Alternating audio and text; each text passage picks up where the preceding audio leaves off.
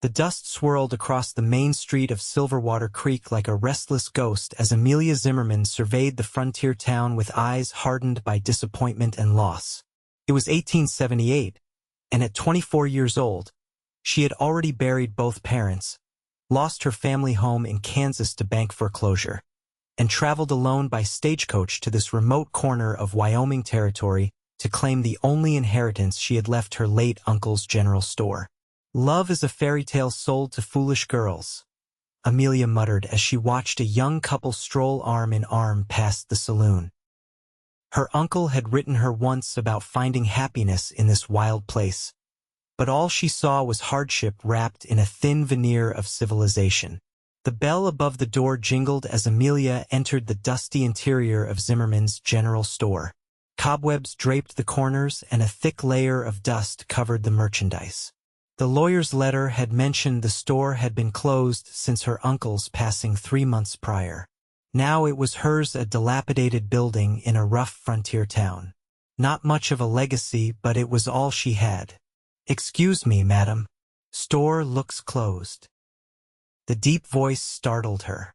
Amelia whirled around to face a tall man filling the doorway, his broad shoulders blocking the afternoon sun. His face was partially shadowed by a wide-brimmed hat, but she could make out a strong jaw dusted with stubble and eyes the color of a summer sky. "I'm the new owner," she replied, lifting her chin. "Amelia Zimmerman. My uncle left it to me." The man removed his hat, revealing tousled golden-brown hair. "Quinn Hawkins, madam. Everyone calls me Quinn. I own the ranch north of town." He stepped inside, boots echoing on the wooden floor. "Roger was a good man. I'm sorry for your loss." "Thank you, Mr. Hawkins. Though I barely knew him." Amelia turned away, running a finger along a dusty shelf. "I intend to get this place in order and running again as soon as possible." Quinn watched her for a moment. "That's quite an undertaking for a woman alone." Amelia bristled. "I'm perfectly capable, Mr. Hawkins. I managed my parents' household for years before their passing." "I don't doubt your capability, Miss Zimmerman." His voice carried no condescension, only a matter-of-fact tone that somehow irritated her more. "But this is the frontier. Different rules apply here. I'm aware of where I am, thank you." She straightened her back. "Now, if you'll excuse me, I have much to do." Quinn replaced his hat with a slight nod. "If you need anything, my ranch hands come to town on Saturdays. Zimmerman's was where we got our supplies. We'd be glad to be your customers again, once you're up and running." As he turned to leave, Amelia called after him. "Mr. Hawkins? What did you need today? I could try to help if we have it." He glanced back, a small smile playing at his lips. "Just checking if the new owner had arrived. Looks like she has." With that, he departed, leaving Amelia staring after him. Over the next 2 weeks, Amelia worked from dawn until dusk cleaning and organizing the store. She took inventory, dusted every shelf, and scrubbed the wooden floors until her hands were raw. The small apartment above the store became her home, simple but adequate for her needs. Word spread quickly in Silverwater Creek that Zimmerman's was reopening. Curious townsfolk stopped by, offering condolences for her uncle and welcome to the community. Amelia maintained a polite but distant demeanor. She hadn't come here to make friends. She'd come to survive. Saturday arrived, bringing with it the promised customers from the Hawkins ranch. Quinn entered first, followed by 4 ranch hands who removed their hats respectfully as they stepped inside. "Miss Zimmerman," Quinn greeted her. "You've worked wonders with the place." Amelia stood behind the counter, ledger open before her. "Thank you, Mr. Hawkins. What can I help you with today?" Quinn handed her a list. Their fingers brushed briefly, sending an unexpected warmth up her arm. She pulled away quickly, focusing intently on the paper. Coffee, flour, sugar, tobacco for the men, ammunition. She read aloud. I can fill this order.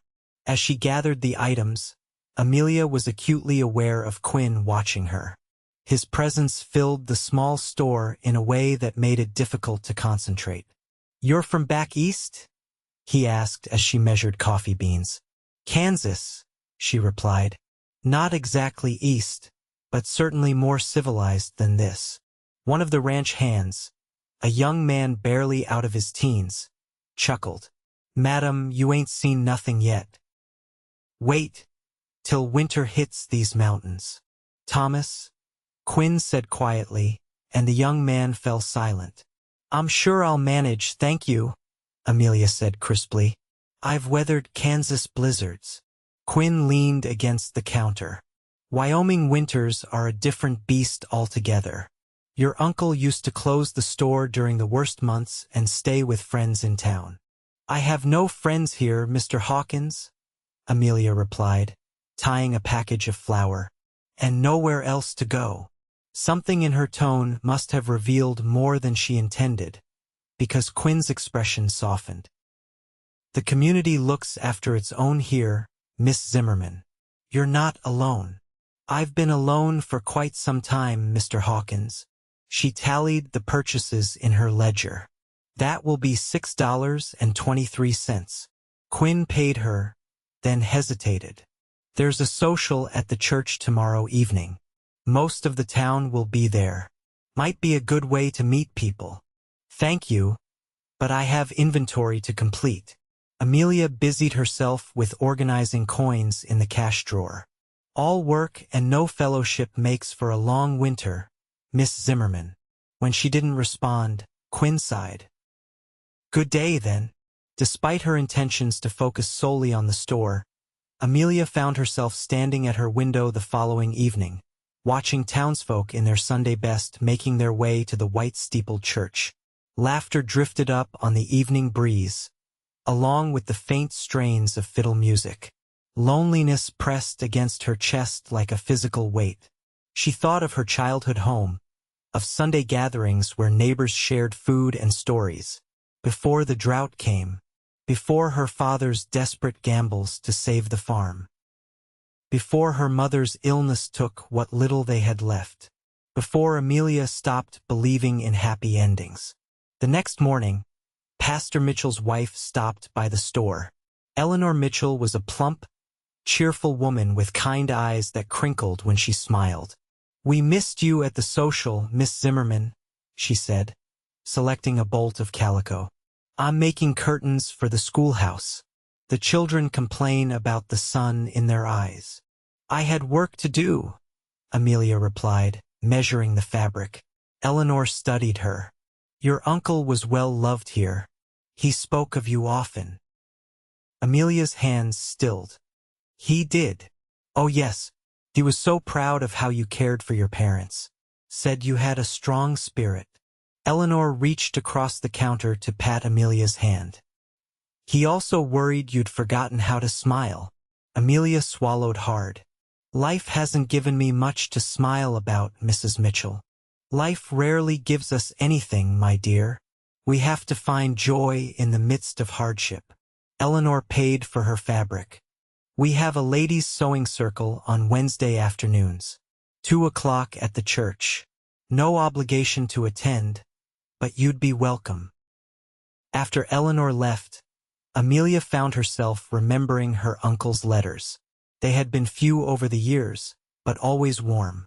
In his last letter, he'd written, "This wild country has a way of stripping a person down to their true self.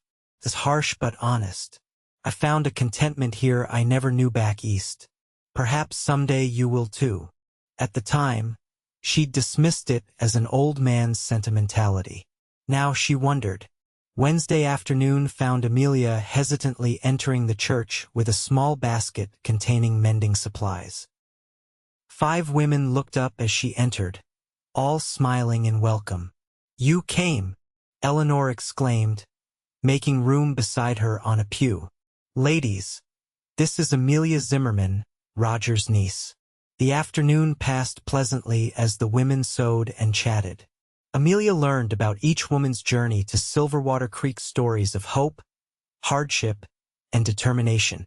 By the time they finished, Amelia had promised to return the following week and had even, to her own surprise, laughed at the sheriff's wife's tale of chasing a wayward pig through town in her Sunday best. As autumn deepened, Amelia settled into a routine. The store prospered under her meticulous management. She began to recognize regular customers and learned their preferences. She attended the sewing circle weekly and occasionally joined the Mitchells for Sunday dinner after church. Quinn Hawkins and his men continued to patronize the store every Saturday. Each week, Quinn would linger a little longer, asking about her week or commenting on town happenings. Despite her resolve to keep everyone at arm's length, Amelia found herself looking forward to these visits. One blustery October day, Quinn arrived alone, his coat collar turned up against the wind. "No ranch hands today?" Amelia asked, noting the dark clouds gathering outside. "They're securing everything before the storm hits." Quinn stomped his boots on the threshold. "I came to make sure you're prepared. This looks to be a bad one." "I have supplies, Mr. Hawkins."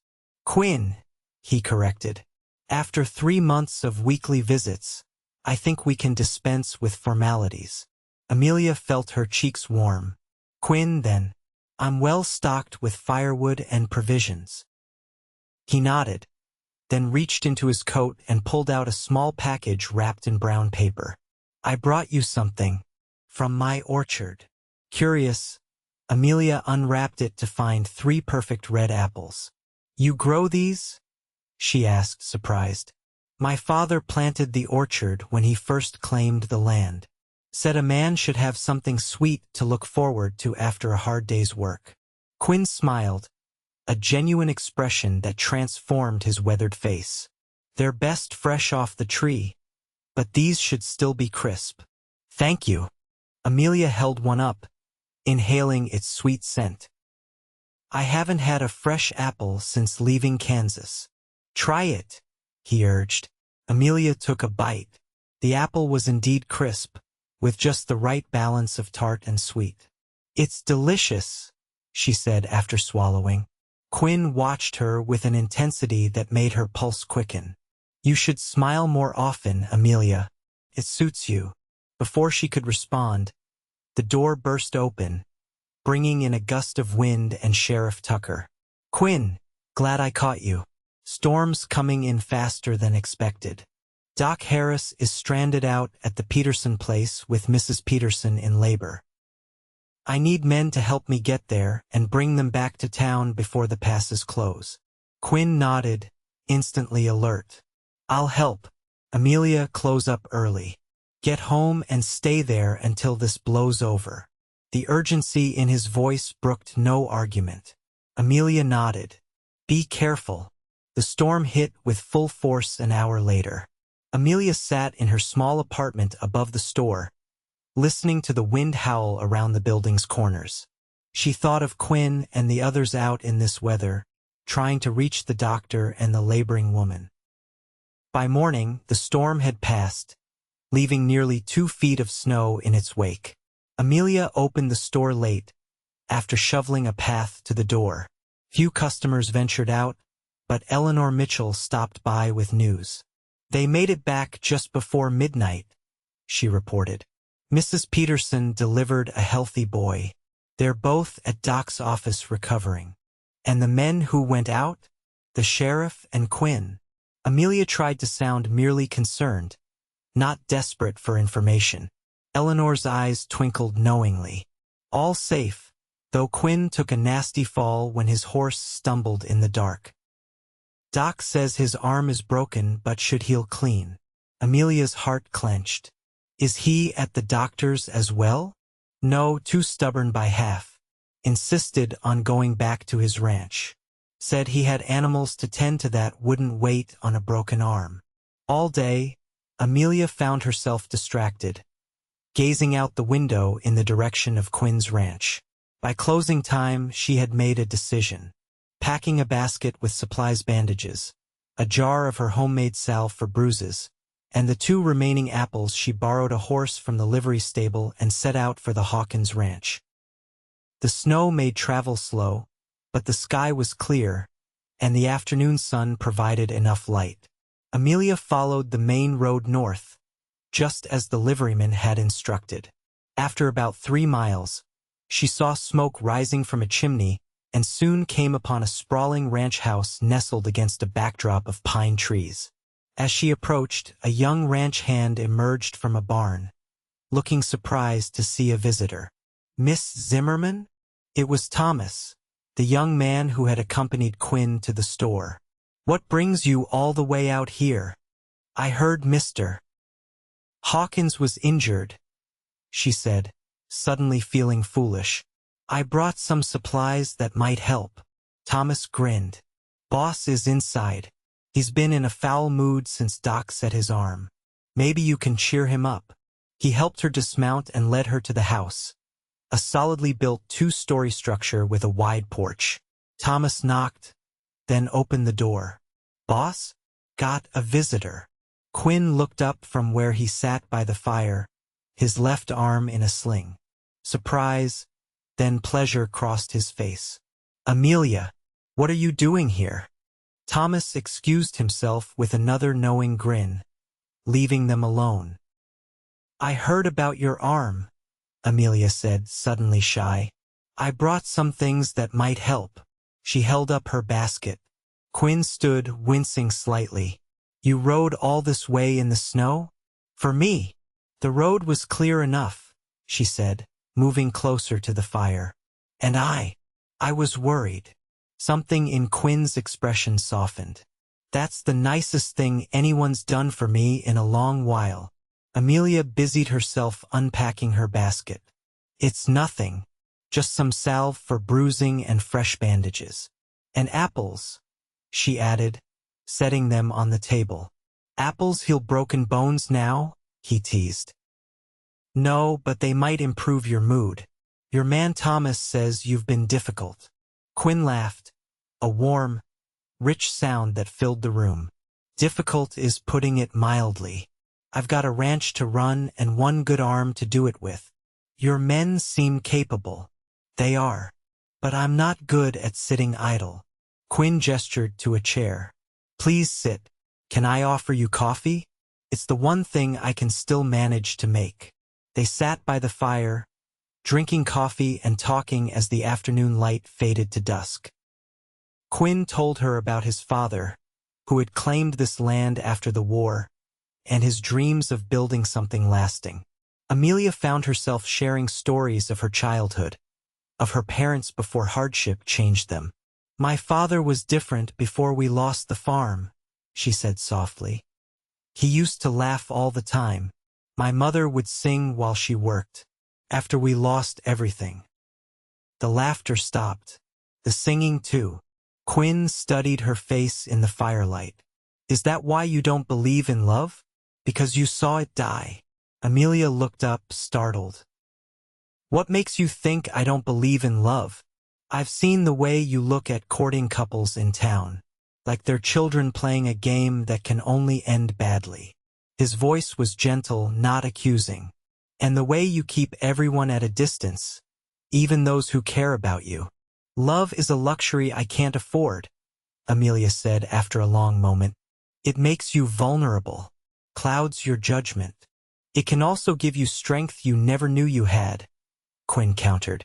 "My father lost my mother to influenza when I was 12. He could have given up, taken to drink like some men do. Instead, he poured his grief into making this ranch successful. For her sake. For mine. That's different. Is it?" Quinn leaned forward. "Love isn't just about romance, Amelia. It's about connection, community, finding people who stand by you through the hard times." Amelia stared into the fire. "The hard times come whether you want them or not. But love is a choice. A risk I've chosen not to take." "All of life is a risk," Quinn said softly. "Coming to Wyoming was a risk. Taking over your uncle's store was a risk. Riding out here alone was a risk. She looked up to find him watching her intently. Some risks are worth taking, she admitted. And some people are worth the risk of loving them, he replied. The moment stretched between them, charged with unspoken feelings. Finally, Amelia broke the silence. It's getting late. I should head back to town. Quinn stood. Stay for supper at least. Thomas's wife is a fine cook. Then I'll have one of the men escort you back. Amelia hesitated, then nodded. Thank you. I'd like that. Supper was a lively affair in the ranch's large kitchen. Besides Thomas and his wife Maria, there were 3 other ranch hands and an elderly cook who everyone called Pops. They welcomed Amelia warmly, treating her like an honored guest. After the meal, Quinn walked her to the door while Thomas readied horses. Thank you for coming today, he said quietly. It meant a great deal.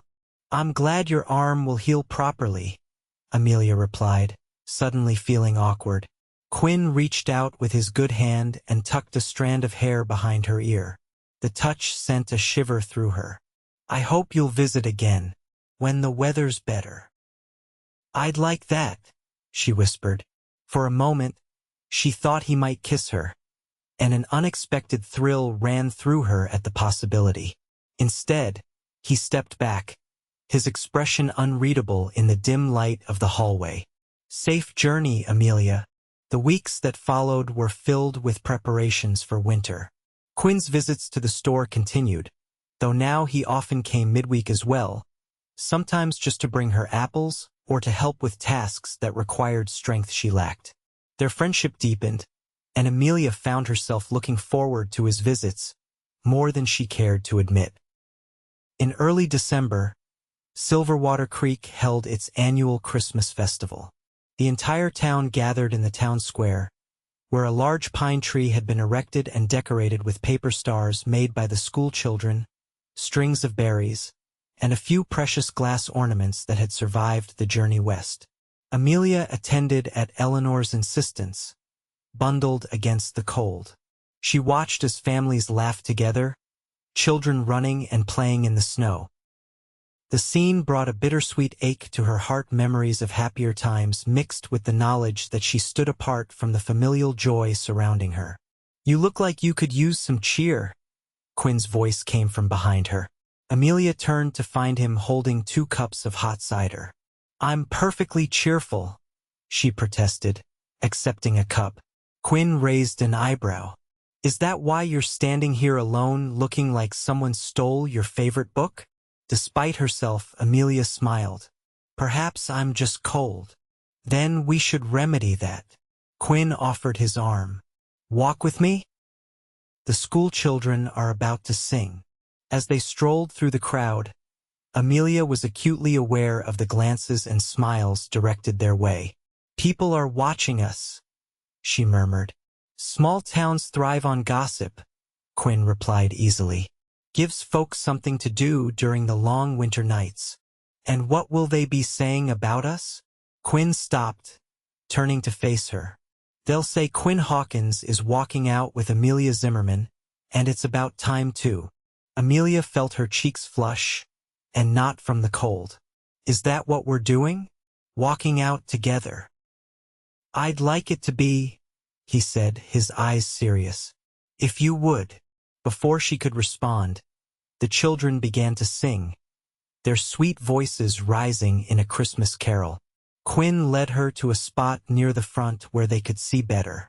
As the music washed over her, Amelia felt something inside her shift, a wall beginning to crumble. After the singing, the town gathered for the lighting of the tree. Mayor Roberts made a speech about community and perseverance, then signaled for the lanterns around the tree to be lit. A collective gasp went up as the tree glowed to life, casting golden light across the snow-covered square. In that moment, with the tree shining and the townsfolk gathered in celebration, Amelia felt a sense of belonging she hadn't experienced in years. Quinn's hand found hers, his warm fingers intertwining with her gloved ones. She didn't pull away. Later, As the celebration wound down, Quinn walked her back to her store. They stopped at her door, neither eager to end the evening. "I've been thinking," Quinn said, his breath visible in the cold night air. "The pass to Cheyenne will be closing soon with the heavy snows. I need to make one last supply run before spring. Would you like to come? We could leave tomorrow, be back in 4 days." "Go with you to Cheyenne?" Amelia was surprised. "What about your arm?" "It's healing well. I can drive a wagon. And I'd welcome the company." He hesitated. "It would give us time to talk, away from prying eyes." Amelia considered the proposal. A trip alone with Quinn would certainly set tongues wagging. Yet the idea held undeniable appeal. "I'd need to close the store. People have stocked up for winter already. You wouldn't lose much business." She nodded slowly. "All right, I'll go." Quinn's face broke into a smile that warmed her more than any fire could. "I'll pick you up at first light." True to his word, Quinn arrived as dawn was breaking, driving a sturdy wagon. Amelia had packed a small trunk with necessities and closed the store with a sign promising to reopen in 5 days. The journey to Cheyenne would take 2 days each way, with a day in the city for business. The road was rough but passable, winding through snow-covered mountains and valleys. They talked easily as they traveled, sharing stories and observations. Quinn pointed out landmarks and told tales of the area's history. By the time they stopped to make camp that evening, Amelia felt more relaxed in his company than she had with anyone in years. Quinn built a fire and prepared a simple but hearty meal. They sat side by side on a log, eating beans and bacon, the stars emerging one by one in the clear night sky above them. "It's beautiful out here," Amelia said, gazing upward. "So vast. Makes a person feel small." "That's what I love about it," Quinn replied. "Reminds me that my troubles aren't as big as they seem." "Is that why you stayed after your father passed?" "The land." Quinn considered the question. "Partly. This place was his dream before it was mine. But over time, it became home in a way no other place ever has." He looked at her. "What about you? Will you stay in Silverwater Creek?" Amelia poked at the fire with a stick. "I hadn't planned to initially. I thought I'd get the store running, sell it, and move somewhere easier. And now I'm not so sure." She met his gaze. "I found things there I wasn't expecting." "Such as?" His voice was soft, his eyes reflecting the firelight. "Community. Purpose." Amelia hesitated, then added, "Friendship." Quinn moved closer. "Is that all we are, Amelia? Friends?" Her heart raced. "What else would we be? I think you know." He reached up to touch her cheek. "I've never met a woman like you. Strong, independent, but with such gentleness underneath the armor you wear." "Quinn," she began, but words failed her. "I'm falling in love with you, Amelia Zimmerman," he said simply. "I think I started falling the moment you stood in that dusty store and told me you could manage on your own." Amelia felt tears stinging her eyes. "Love doesn't last. I've seen it." "Some love doesn't," he agreed. "But some does. My parents loved each other until the day my mother died. And my father loved her memory until his own passing." "I'm afraid," she whispered, the admission costing her. "Of what?" "Of feeling too much. Of losing everything again." Quinn's hand slid to the back of her neck, gentle but insistent. "Some things are worth the risk," he murmured, echoing her own words from months ago. Then he was kissing her, his lips warm despite the cold night air. Amelia froze for an instant, then melted into him, her arms encircling his neck. The kiss deepened, years of loneliness and fear dissolving in the heat between them. When they finally parted, both breathless, Quinn rested his forehead against hers. "Tell me you feel nothing," and I'll never speak of this again. I can't, she whispered. I do feel something. I'm just not sure what to call it. We'll figure it out together, he promised. There's no rush. They reached Cheyenne the following evening, taking rooms at a respectable hotel. Quinn had business with suppliers the next day, while Amelia explored the city and purchased fabrics and notions unavailable in Silverwater Creek. They met for dinner at the hotel restaurant, both somewhat subdued after a day apart. The air between them was charged with unspoken emotions and the memory of their kiss. I've been thinking all day, Amelia said as they finished their meal, about what you said last night. Quinn waited, his expression guarded.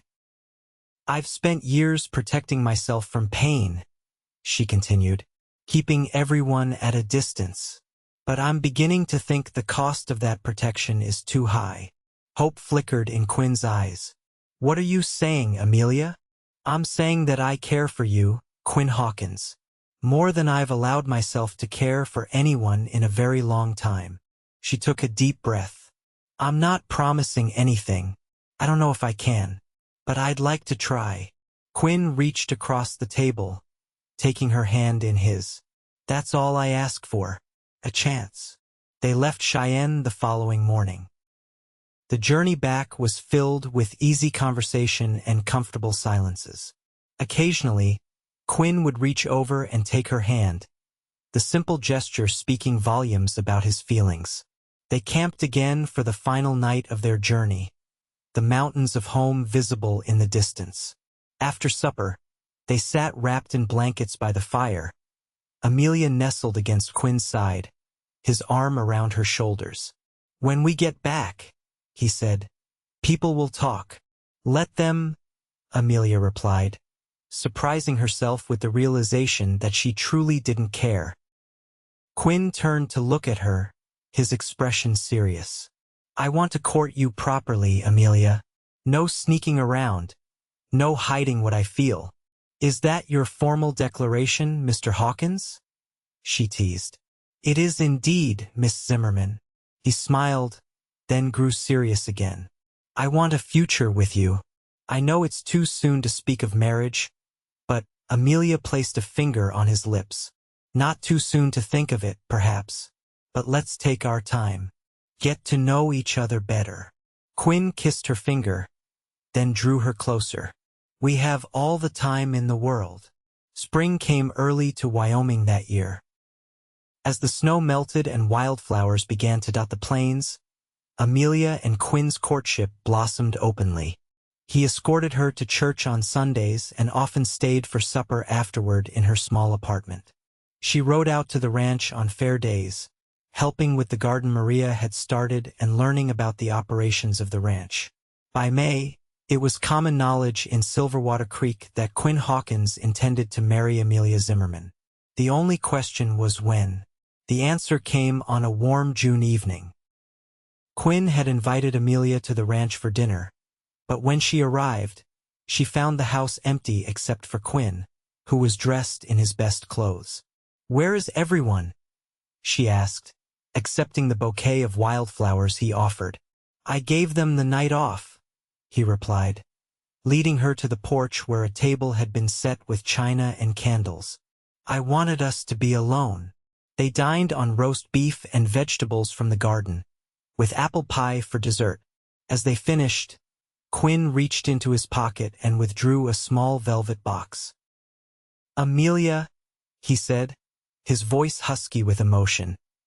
These past months have been the happiest of my life. You've brought joy and meaning to my days in ways I never imagined possible. He opened the box to reveal a simple gold band set with a small diamond. This was my mother's ring. My father gave it to me before he died, saying I should offer it only to a woman of strength and character, who could face the challenges of frontier life with courage and grace. Quinn took her hand. You are that woman, Amelia. Will you marry me? Tears filled Amelia's eyes as she looked at the man before her, this strong, kind, patient man who had broken through her defenses and shown her that love was not just possible, but worth the risk. Yes, she whispered, "Yes, Quinn, I will marry you." They were married in August, in the small white church of Silverwater Creek. The entire town turned out for the celebration, which lasted well into the night.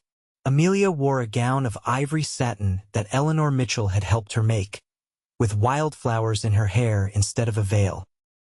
After the wedding, Amelia moved to the ranch but kept the store open, hiring a local widow to manage it when she couldn't be there. The arrangement worked well, giving her the independence she valued while allowing her to embrace her new role as Quinn's wife and partner. Winter came again, but this time Amelia didn't face it alone. The ranch house was warm and filled with laughter, a stark contrast to the solitary life she had known before.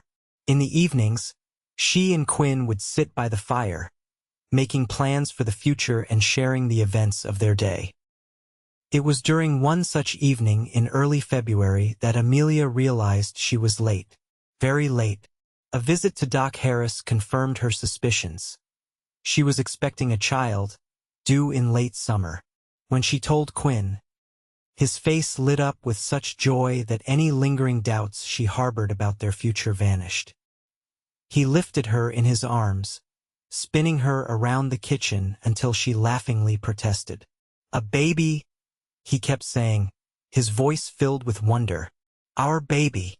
As her body changed with the growing child, Amelia sometimes marveled at the turn her life had taken. A year ago, she had laughed bitterly at the very idea of love, convinced it was a fantasy that led only to pain. Now, she found herself happily married, carrying the child of a man she loved deeply, surrounded by a community that had become like family. One summer evening, as they sat on the porch watching the sunset, Quinn placed his hand on her rounded belly, feeling the baby kick. "Do you ever think about how we got here?"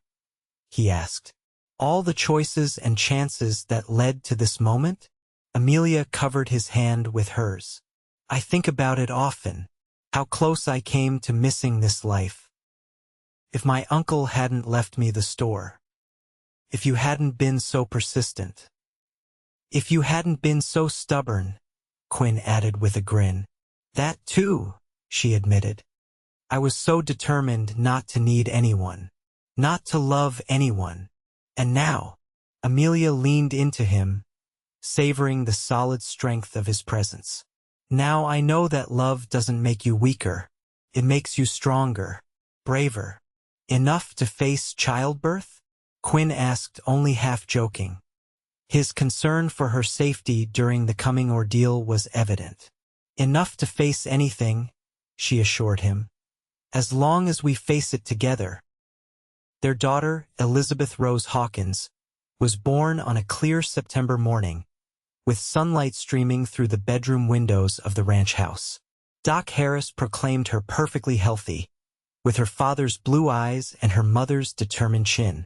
As Amelia held her daughter for the first time, Quinn sitting beside them with tears in his eyes, she felt a completeness she had never known was possible. This was what her uncle had meant about finding contentment in this wild country. Not an absence of hardship, but a fullness of joy that made the difficulties worthwhile. "She's beautiful," Quinn whispered, gently touching the baby's tiny hand. "Just like her mother." "She's perfect," Amelia agreed, watching as Elizabeth's fingers curled around her father's thumb. "Our perfect beginning." Quinn leaned down to kiss her, his lips gentle against hers. "Not the beginning, my love. Just another chapter in our story." Amelia smiled up at him, no longer afraid of what the future might hold. The woman who had once laughed at the idea of love now embraced it fully, finding in Quinn and their daughter the home she had always searched for. Outside, the Wyoming sun painted the mountains gold, promising another day in this harsh but beautiful land where Amelia Zimmerman had discovered that some risks, especially the risk of opening one's heart, brought rewards beyond measure.